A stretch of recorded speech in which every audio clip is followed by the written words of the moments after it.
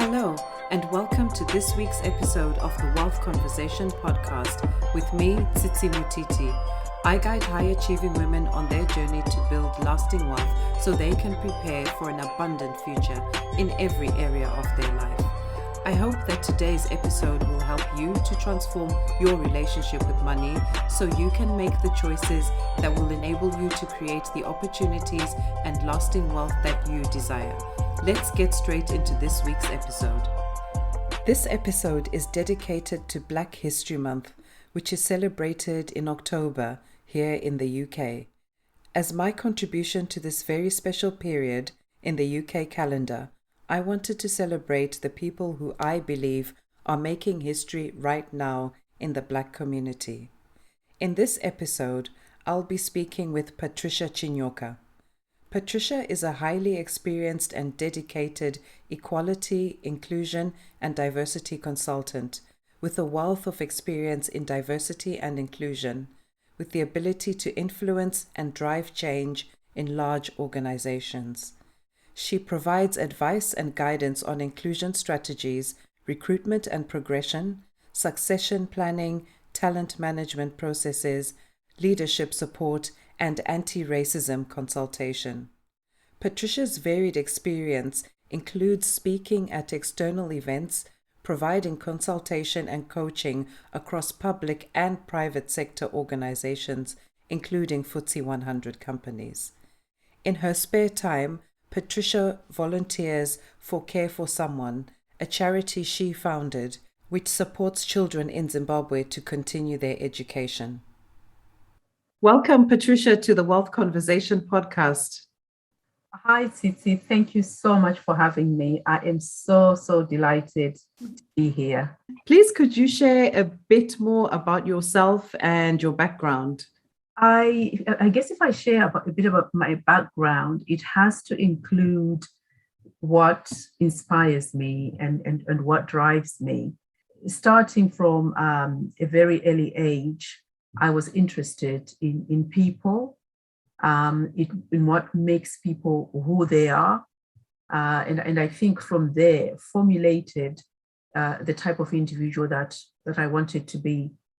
And part of my growing up was always looking out for others. And, coming from a big family of 7, it was all very interesting seeing the different personalities within the family. And I decided that one of the subjects I was going to study at university was psychology, because that would give me a good grounding in understanding myself, first of all, but also understanding people around me and the world in which we operate, and what drives people's behaviors. I grew up across different countries, so lived for a little bit in Zambia, and then lived in Zimbabwe, did a bit of traveling with my family, visited Malawi, visited South Africa when I was much younger, and Botswana, and all of those different experiences exposed me to who people are, and that intrigue in wanting to know more about people, what drives people, and I guess wanting to work around what people do and how I can champion others, grew very deeply ingrained in myself. So I think that's a little bit about me and what drives me. It's so interesting how traveling and seeing different people can make such a big impression, and not just different people, but the way different societies operate. What is it that actually got you into diversity and inclusion? I think thinking back to what I just described, that innate desire to know others' cultures, how they live, what drives them, what's special about them, and speaking up for others. So, having been educated across countries, like I said, a bit of, growing up in Zambia, the cultures were quite different to how I was brought up in Zimbabwe. And I noticed, particularly in primary school, some behaviors that I didn't like. And from a very young age, from the age of 9 years old, I began to speak up on behalf of other students in my class that I felt were a bit quieter and weren't always able to stand up And from that age, I became confident in approaching the class teacher to talk about things that I felt were not going right and that needed to be fixed. I look back to those years now, I'm really surprised as to how I mastered that confidence to be able to do that. And growing up and going into psychology, I wanted to work in HR. I wanted to be there to support others, but also to be a voice for the employee, although the role of HR is impartial. And so, you're looking after the employees, but you also have the obligations to ensure that the organizational policies are being adhered to. And through that role in HR, we started to talk more and more about diversity and inclusion. And I realized with the passage of time that I wanted to champion people's rights. I wanted to be an advocate. I wanted to support organizations become better at creating inclusive workplaces, but also at celebrating the diversity and using that diversity to leverage their own success. So eventually I crossed over nearly 10 years ago from HR into diversity. And that's where I am today. And I absolutely love and enjoy what I do. You work for business in the community. Could you tell us a bit more about the work you do through business in the community?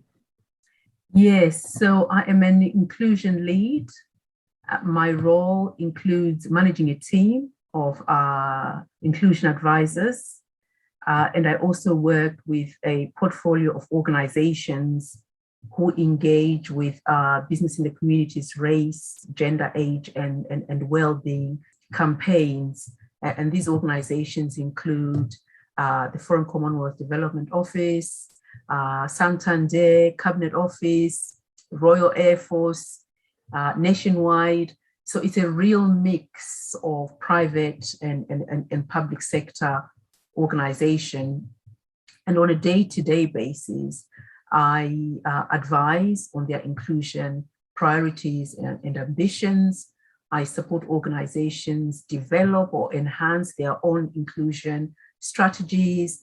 And this includes recruitment, progression, development, or just any advice around how to be an inclusive organization. And with regard to the audiences that I work with, it includes providing expertise and resources and consultation to executive committee teams. So these are board level and senior leadership teams, diversity and inclusion practitioners, HR, diversity champions, employee resource groups or employee networks. So a real mix of different types of contacts that I work with across all of these different organizations. I also design and deliver training that ranges from inclusive leadership to privilege and intersectionality, as well as unconscious bias, although, the critiques are out there around unconscious bias and people feel that we all have biases, it's something that we can never get rid of, and that's true. Our biases are there, we need them, but it's how we manage those biases. And one of the things that we are doing at the moment is designing a program around conscious inclusion. And so moving away from unconscious bias and more into how organizations and individuals can consciously think about their behaviors, but also how they make decisions. I also convene roundtables, peer learning forums, as well as public speaking. So quite a huge spectrum of what I do in my current role at Business in the Community. But I think the overall aim of Business in the Community is to support organizations become the best they can at responsible business. And this goes beyond diversity. So looking at the environment, the communities in which organizations operate, so they can do the right things for those communities. Oh, there's certainly so many pieces that need to join up, isn't it, to create those environments where people can thrive, and not just people from the same background, but people from different backgrounds and even different ways of thinking. I just listening to you, I'm just like, how do you manage to get all of that done? But I guess that's why you need a team.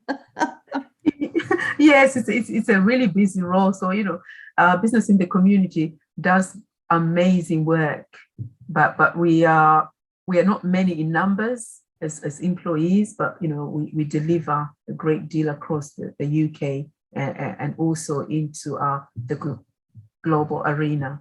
So you've mentioned briefly quite a number of companies, but different sizes, different industries. And when we talk about diversity and inclusion, we're talking about people from different backgrounds, different ways of thinking, different biases as well. What are some of the inclusion strategies that you have seen work well in some of the companies that you've supported so far? So I think just listening to you talking about the different diversities that people bring to the table, and so intersectionality is really an interesting concept. And so this is about our different experiences and the different factors that we all bring to the table. So our age, gender, our race, our height, weight, and all of those things that make who we are, drive organizations to creating strategies that can tap into all of that difference. So, for example, one of the strategies that a lot of organizations have implemented is inclusive leadership. These are programs or approaches that organizations use to develop senior leaders, people managers, line managers around how to be an inclusive leader, how to listen to different voices, how to harness the power of all of that difference that you highlighted.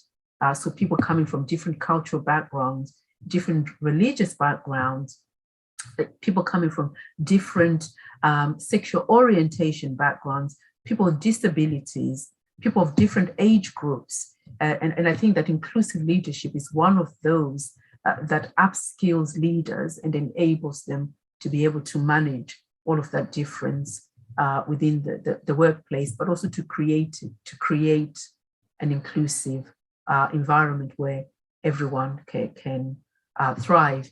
And the other one is around inclusive language. We are talking a lot at BITC, and I think beyond, around inclusive language, making sure that what we say to others, how we address others, how we might refer to others is inclusive. And with a caveat here, because sometimes people may say things that may offend others without realizing that it's offensive. But inclusive language goes beyond what we say and how we refer to others into the recruitment arena. So the advertising, it's very important to have inclusive language that can tap into women, into others who may think differently to us. For example, using the word strong in an advert can actually put off women. So there's all these different types of words that can be used that may deter others from applying to an organization. Other strategies include challenging unconscious bias, having a culture that is transparent. Often when you talk to employees, one of the things that they talk about is they don't know what is going on in an organization, and they read things in the press or they read things on their websites that haven't been communicated to them. So communication is one of those strategies that is really, really important as part of that inclusion. Mentoring and sponsorships are very, very important, and a lot of organizations are working around this and ensuring that these are key strategies that are developed, but that are also sustained, so that organizations are not having one-off programs that yield nothing. But if they're sustained, if they're embedded, they become a way of how an organization operates, means that everyone that comes into the organization feels supported, particularly minority groups. So people from Black, Asian, minority ethnic backgrounds always talk about how they want to be mentored, how they want to be sponsored, because they feel that they don't always have the same opportunities as compared to their white colleagues.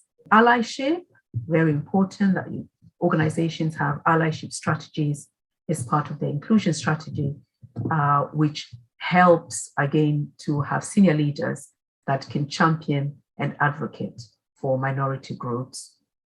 And what has become quite clear following the death of George Floyd last year, organizations creating race strategies.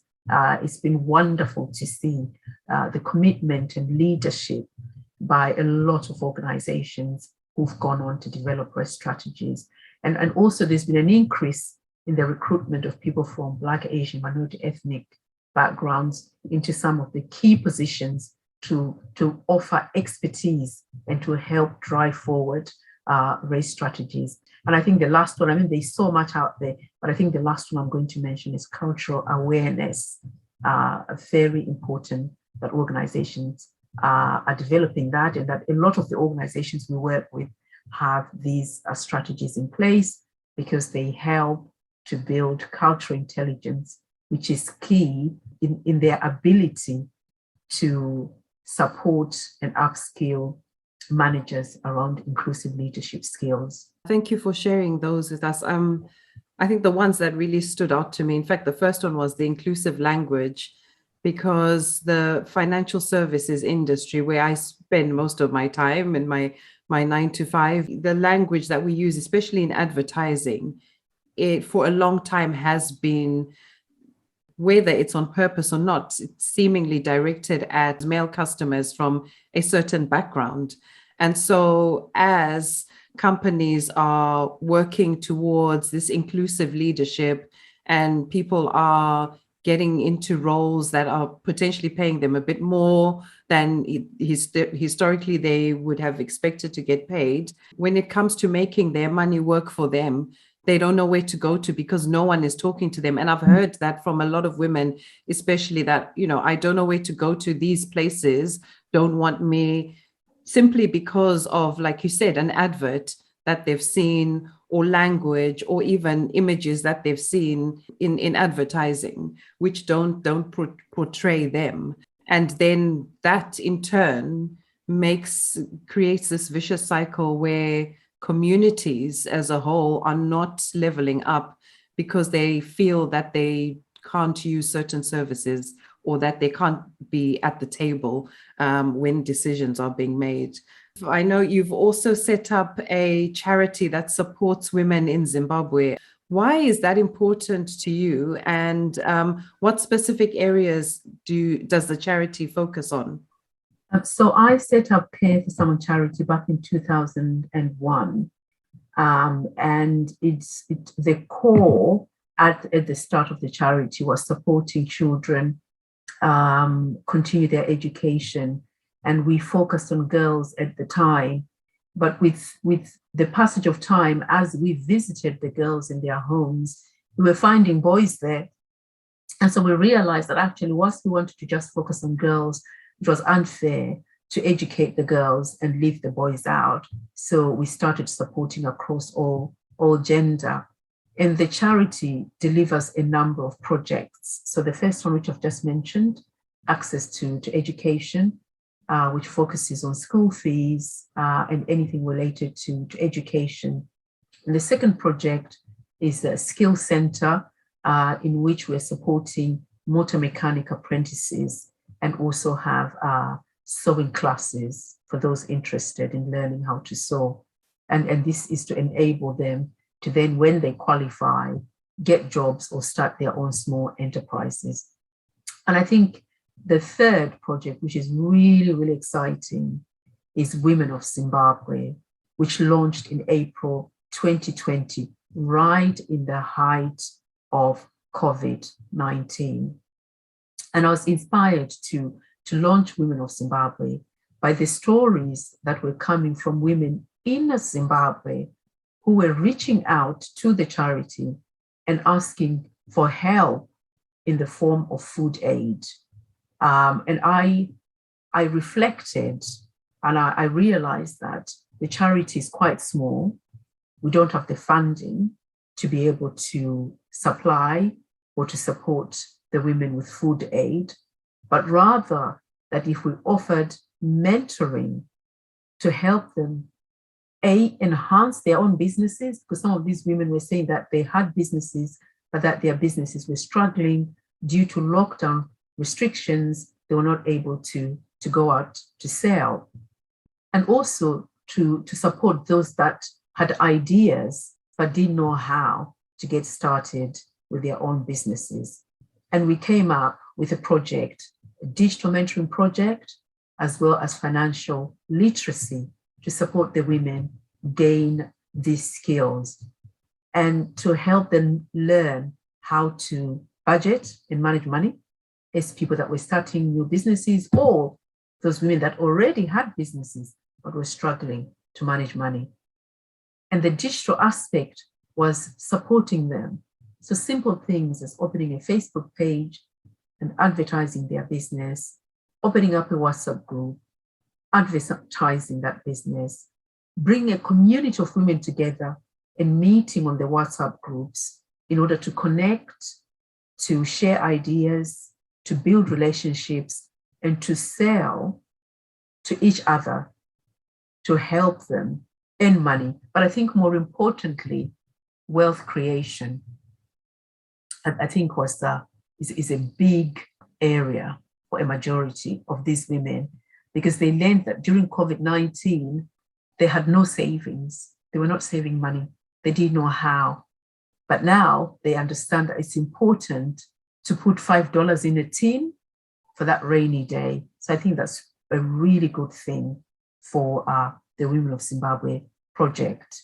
And the other thing that is doing for the women is it's building their confidence to help them fulfill their potential and continue to earn a living. But just going back to that point I stressed about connecting with other women and having this community selling approach where they advertise to one another and sell one another has really, really been successful.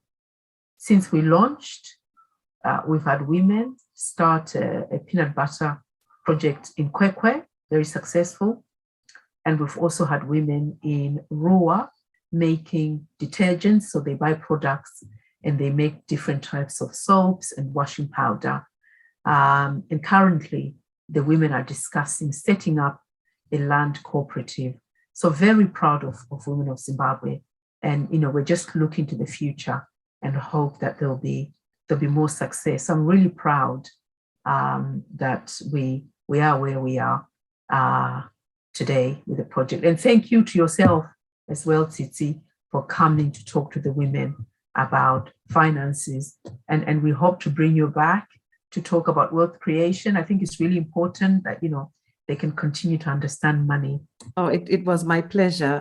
I'm so amazed that in such a short space of time, you've been, the community has been able to achieve such things. And it just goes to show the power of bringing people together and using each other's strengths and resources to create this wealth that you're talking about. And even if it just starts with little savings to protect you for the next unexpected event that might be around the corner. I agree with you. COVID really exposed a lot of people, not just in Zimbabwe, but across the world. And, to have someone to say, look, hey, let me help you to make sure that if this happens again, you are not kind of, in a similar situation is such an amazing thing. So well done for doing that. And I feel like you're taking everything that you're doing in the corporate space and taking it out into the community as well, which is fantastic. Looking back on your journey so far, what advice would you give to your younger self about operating in different environments where there may not be many people who look like you? Wow, that's a really, really, really good question. I would tell myself to be more bold. I think I certainly, when I was much younger, was quite bold, particularly, describing my years in primary and secondary school. I was really bold and confident. And then somewhere along the lines, in my late teens, there was a change. But I think that being confident, not to be afraid to make mistakes, because I always wanted to be perfect, so that there was no comeback to anything that I did or said. But I've learned now that it's so important to make those mistakes, because it's through those mistakes that we learn as we go along in life. And I think I held myself back by wanting perfection and not taking risks. I didn't think I was always good enough. It didn't matter that people said. I needed to believe in myself and to think it myself. And sometimes it's important to take that feedback when people tell you that you've done a good job, and thank you. And so I had the imposter syndrome, and it had a grip on me for a few years. And I think at times as I grew up, I had another element of feedback where I allowed people to tell me their views of me that I actually didn't agree with, that were not right, but I didn't challenge. And I think part of that was going back to that imposter syndrome and not valuing my own worth. Because sometimes we don't think that we are worth things that come to us, or that we are not worth who we are and what we say. And so it took a long time then for me to rebuild and to come out of my shell. But I think these are some of the things I'll tell my younger self. And so if I was telling young 16-year-old Patricia, I'll just say, be bold, confident, don't be afraid of making mistakes, make as many as possible, be yourself, exactly who you are, because I think being vulnerable is really important, and not shielding any part of myself. I mean, there are elements where we need to, I guess, keep something of ourselves back, but I think sometimes we do that a lot, and then the real us don't shine through. So those things that I will tell the younger Patricia. Yeah, very wise advice, because some of that behavior feeds into other areas of our life. And if we don't kind of come out of that shell, or be confident, or allow ourselves to make mistakes, it could cost us more when we're older. So I absolutely love that advice. Some of those things I'd also be telling my younger self. Yeah. Yeah. So you gave us a couple of the strategies that you've been using to help companies improve their diversity and inclusion. Why is it important that businesses in the UK, in your opinion, focus on making a difference in the communities that they operate in? And how does that impact the wealth creation in those communities? I think for businesses, without people, businesses cannot exist. Consumers buy products that maintain or increase the welfare of those people within the communities. And also employees work for those companies, and they add value using their knowledge and skills, with the companies supporting their livelihoods in return. So it's almost a give and take. Companies give, people in the communities apply to work for them, they share their skills, and I think that's a very good exchange. And within that mix, investors finance companies that generate wealth, and the impacts and dependencies that business has on people can be thought of as influencing social capital. So I was reading up around social capital, which is a term that has been defined in a number of different ways over the years. But at its broadest, it describes the stocks of knowledge, skills, experience, health, and well-being within people, as well as the stocks of relationships, institutions, shared values, and norms that exist between people. And just like other forms of capital, social capital can be increased or decreased by the flows of social capital. So the social impacts which result from business activity. So if a business wasn't treating the environment in which it operates well, there would be an impact on the social capital, and people may refrain from buying from that organization. And we've seen over the years how people talk about fair trade, and people only buy coffee or will only shop from certain retail organizations based on those organizations' social corporate responsibility and how they treat their own supply chain. So it's so important that businesses can focus on ensuring that the communities that they operate in feel that they are treating them with respect and dignity more broadly, because that social capital can be damaged or destroyed where governance breaks down, or where there are human rights issues, or where people feel that there is unequal treatment of individuals or groups. And I think that the other thing I was just going to touch on was the COVID-19 pandemic and the 2020s anti-racism protests that we saw that shone a light on the different lived experiences in the UK. And these disparities are compounded by overlapping social indicators such as ethnicity. So ethnicity will determine how you succeed. And I think you alluded to it when you talked about the language in your industry. It speaks to certain individuals. So, this historical bias that exists within the UK, where some people will access and have opportunities either to invest or to understand and to want to be engaged with investment organizations. And those indicators include what type of ethnicity they come from.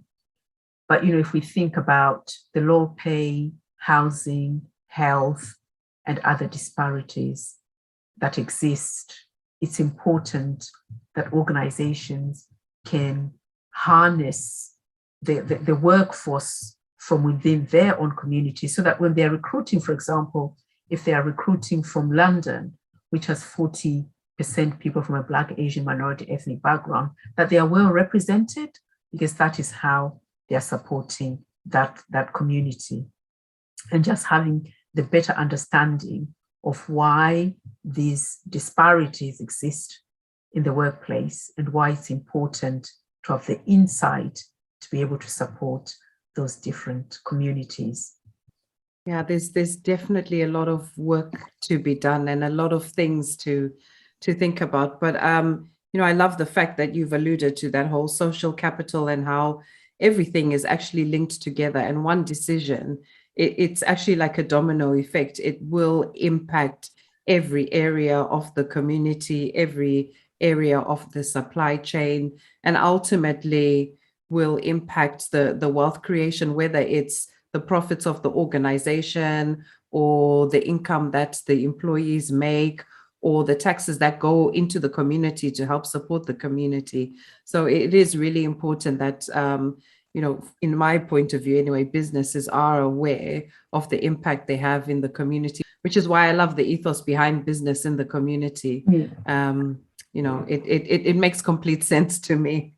Yes, it does. It's and we do great programs. So we had a program that was working with organizations to support communities that are struggling. And over the last year, the organization has donated laptops through other organizations. So we coordinate organizations and linking them into communities to give back to those communities, because those communities are giving them skills and expertise.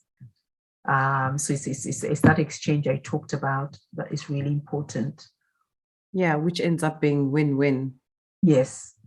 Oh, Patricia, thank you so much for sharing. I know it's just a small part of everything that you do, but I'll definitely be finding another excuse to bring you onto this podcast. Now, as you know, I believe that to create wealth, we must all have a clear understanding of what wealth means to us in each area of our life. So in a few words, please, could you share what wealth means to you in the following areas of your life: physical, mental, spiritual, social, and financial well-being?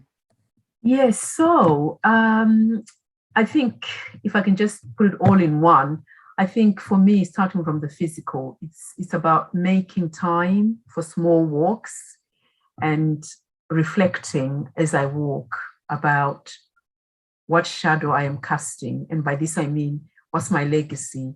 How am I communicating with my own family, with my community, with my colleagues, and more broadly in the work that I do?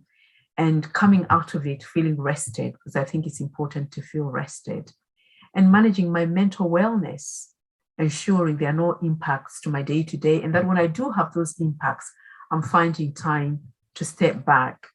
And the way I step back is by leading a prayerful, reflective, contemplative lifestyle, and which includes helping others. So it's a big part of my life, making sure that I'm watching out for others. And it's, connecting with so many people, particularly now. I am loving now. I am super, super interested in the different Twitter Spaces conversations that are going on. I don't know if you've heard of them, Tsitsi, but there are these amazing Twitter Spaces conversations that are happening. And I am talking to people from Tanzania, from the US, from Brazil, just connecting across the globe and having fun with it. But as part of that fun, we are all supporting each other to fix our communities. And also managing my finances. That's really, really important. So the work that I do includes me asking people to donate, but I also give as part of that financial well-being. How I spend my money is so important to me. Where I buy, what I buy is has become a huge part of my life over the last 20 years. And my health is really important. Making sure I'm rested, I'm eating well, and I'm having moments of reflective time, and taking small walks is really amazing. Thank you. I love the being aware of where you're casting your shadow. That is my biggest takeaway from this today, because that's what life is about, isn't it? How are you impacting other people, those who are really close to you, people in your community, the people you work with? Yeah, I love it 100%. Patricia, how can people get in touch with you if they want to find out more about business in the community, or if they're considering supporting your charity? Yes, so I think I will base it on the charity. So it's people can email me at info@careforsomeone.org.uk. We are always on the watch out for mentors and for anyone that can support with skills, knowledge, building digital businesses. That's so critical in this day and age. Okay, fantastic. I will put that email address in the show notes, so it's easier for people to find it. I just want to thank you once again for being on the podcast, and also for the work that you're doing here in the UK with businesses, but also the work that you are doing with the communities back home in Zimbabwe. I know that every step you take, wherever your shadow is being cast, you are definitely leaving a lasting impression. Thank you so much, Titi. I've really, really loved doing this, and thank you. Thank you for listening to this week's episode. Connect with me at The Wealth Conversation on Facebook and Instagram so we can continue the discussion. Also, if you're ready to define what wealth truly means to you, then go to thewealthconversation.com and download the Wealth Cornerstones guide. Until next week, stay focused on becoming the designer of your financial future.